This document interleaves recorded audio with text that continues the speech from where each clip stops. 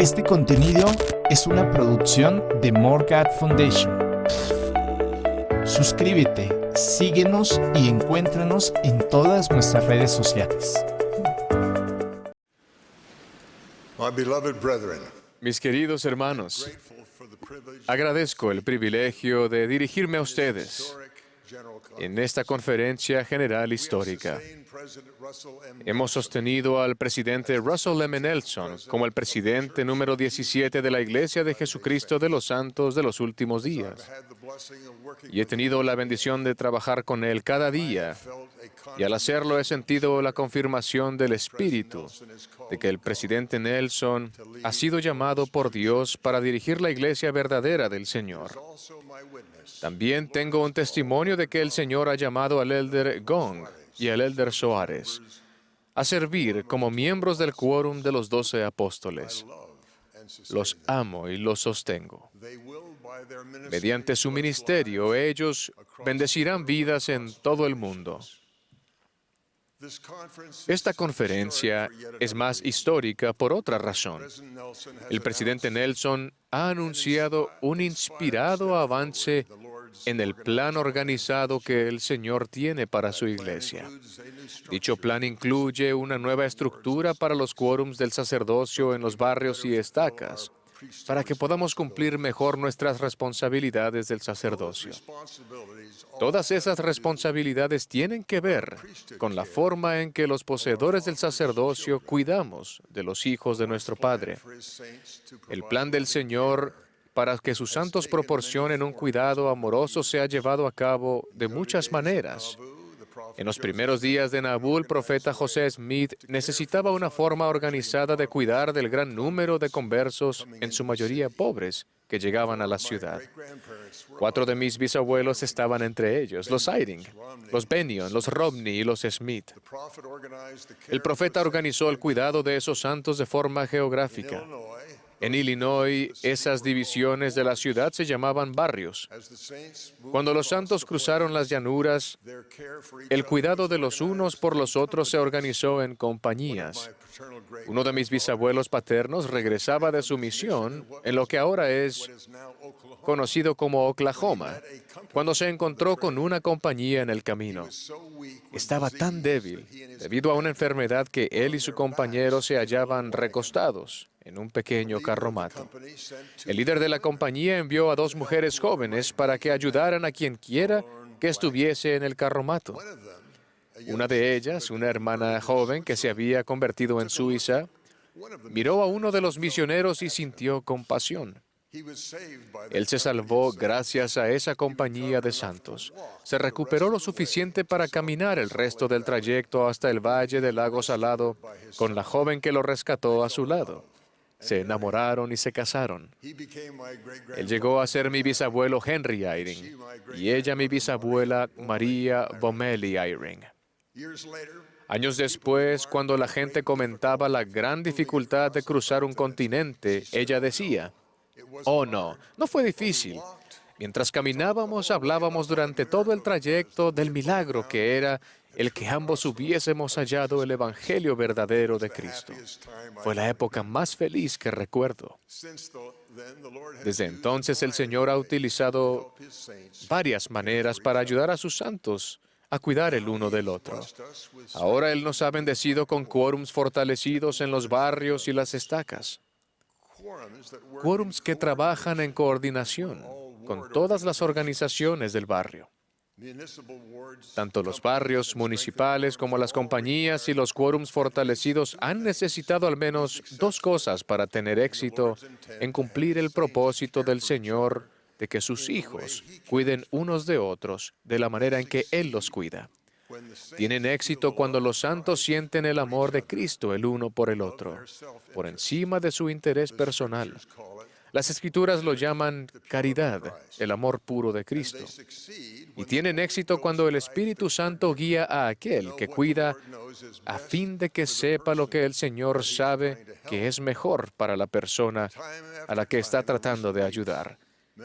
Una y otra vez, las últimas semanas, los miembros de la iglesia han actuado en mi presencia como si de alguna manera hubiesen anticipado lo que el Señor iba a hacer, como se anunció hoy.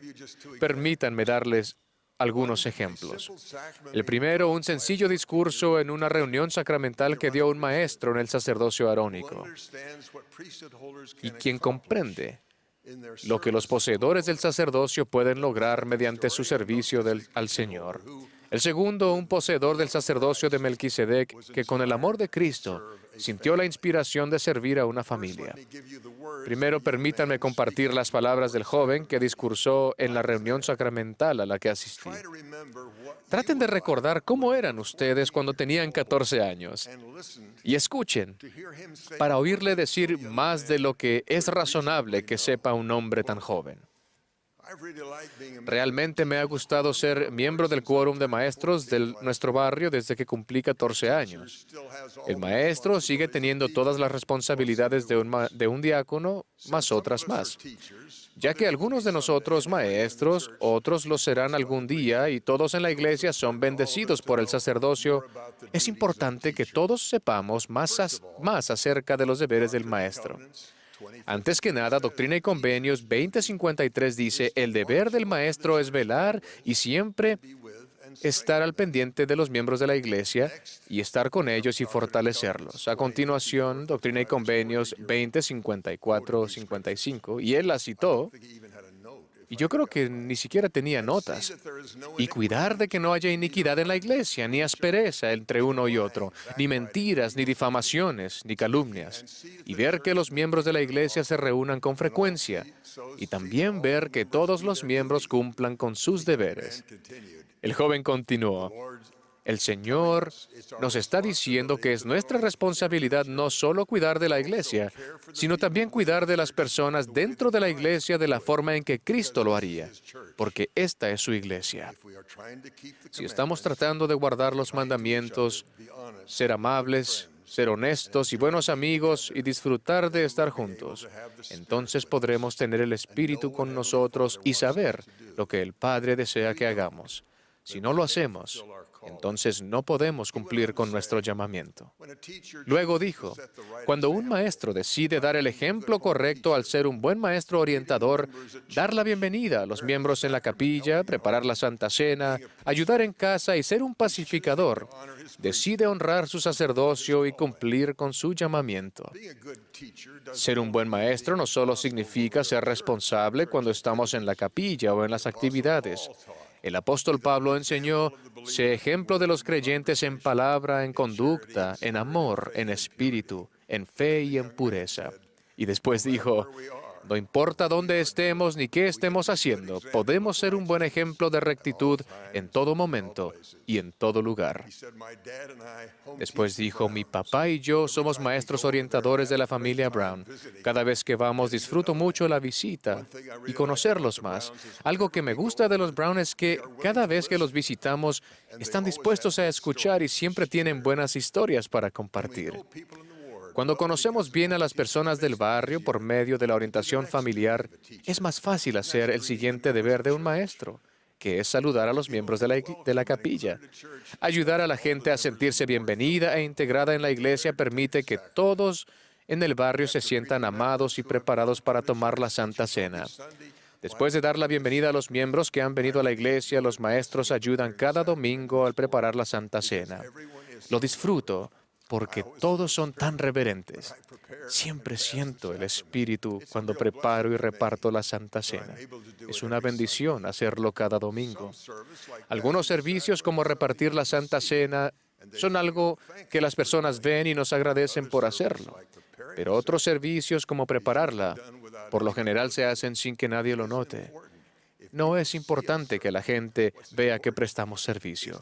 Lo que importa es que el Señor sabe que le estamos sirviendo a Él. Como maestros, siempre debemos tratar de fortalecer a la iglesia, amigos y familia al cumplir con nuestras responsabilidades del sacerdocio. No siempre es fácil, pero el Señor no nos da mandamientos sin prepararnos una vía para que cumplamos lo que nos ha mandado. Cuando finalizó el joven su discurso, yo seguí asombrándome de su madurez y sabiduría, y resumió todo diciendo: sé que llegaremos a ser mejores si elegimos seguir a Jesucristo. Otra historia de servicio en el sacerdocio se relató hace un mes en una reunión sacramental de barrio, y yo estuve allí. Este experimentado poseedor del sacerdocio no sabía que mientras hablaba estaba describiendo exactamente lo que el Señor desea que suceda con los quórums fortalecidos del sacerdocio. Esta es la esencia de su relato. A él y a su compañero de orientación familiar se les asignó prestar servicio a 7 familias. Casi todas no querían ser visitadas. Y quizás les suene un poco familiar a algunos de ustedes.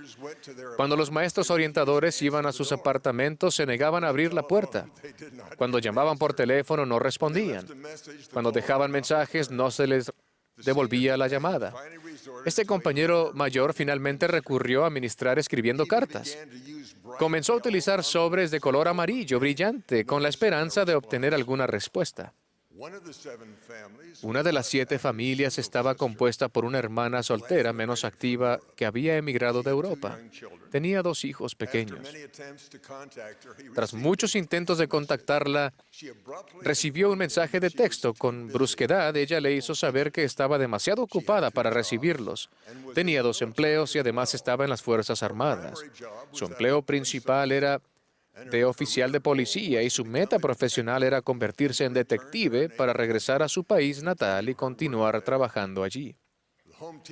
El maestro orientador nunca pudo visitarla en su hogar. Periódicamente le enviaba mensajes de texto. Cada mes le enviaba una carta escrita a mano, acompañada de tarjetas festivas para cada niño.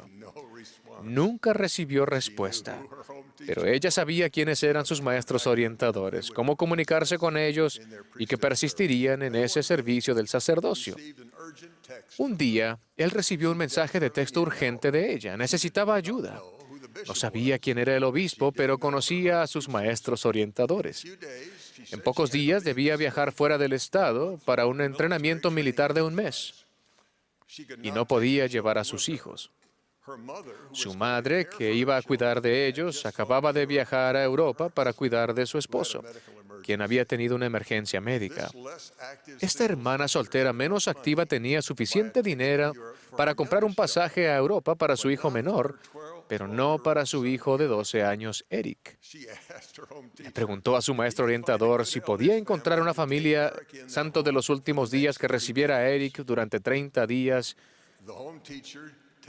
Y el maestro orientador le respondió que haría todo lo que fuera posible. Luego se comunicó con sus líderes del sacerdocio. El obispo, el sumo sacerdote que preside, le dio permiso de acudir a los miembros del consejo de barrio, entre ellos la presidenta de la Sociedad de Socorro. La presidenta pronto halló a 4 buenas familias que tenían hijos más o menos de la edad de Eric y que lo recibirían en su hogar una semana a la vez. A lo largo del mes, esas familias le dieron de comer, hicieron lugar para él en sus apartamentos o casas pequeñas, lo llevaron a sus actividades de verano previamente planificadas, lo llevaron a la iglesia, lo incluyeron en sus noches de hogar y más. Las familias que tenían jovencitos de la edad de Eric lo incluyeron en sus reuniones y actividades del quórum de diáconos. Durante ese periodo de 30 días, por primera vez Eric fue a la capilla todos los domingos. Después de que su madre regresó del entrenamiento, Eric continuó asistiendo a la iglesia, por lo general con una de las 4 familias que se habían ofrecido de voluntarias, incluso los maestros orientadores de su madre. Con el tiempo fue ordenado como diácono y comenzó a repartir la Santa Cena. Ahora imaginemos el futuro de Eric. No nos sorprenderá si llega a ser un líder en la iglesia en el país natal de su mamá, cuando su familia regrese allí. Todo gracias a santos que trabajaron juntos para prestar servicio bajo la dirección del obispo y del Espíritu Santo y le sirvieron por caridad. Sabemos que la caridad es esencial para que seamos salvos en el reino de Dios. Moroni escribió: a menos que tengáis caridad, de ningún modo seréis salvos en el reino de Dios. También sabemos que la caridad es un don que se nos otorga después de hacer cuanto podamos. Debemos pedir al Padre con toda la energía de nuestros corazones que seamos llenos de este amor que Él ha otorgado a todos los que son discípulos verdaderos de su Hijo. Tengo la impresión de que recibimos el Espíritu más plenamente cuando nos centramos en servir a los demás. Esa es la razón por la que tenemos la responsabilidad del sacerdocio, de servir en nombre del Salvador. Cuando servimos a otros, pensamos menos en nosotros mismos y el Espíritu Santo puede influir en nuestros corazones más fácilmente y ayudarnos en nuestro esfuerzo de tener el don de la caridad. Les testifico que el Señor ya ha dado un gran paso adelante en su plan para que recibamos todavía más inspiración y seamos más caritativos en nuestro servicio de ministrar en el sacerdocio. Agradezco por su amor, el cual nos da tan generosamente. Testifico y expreso aprecio en el nombre de Jesucristo. Amén.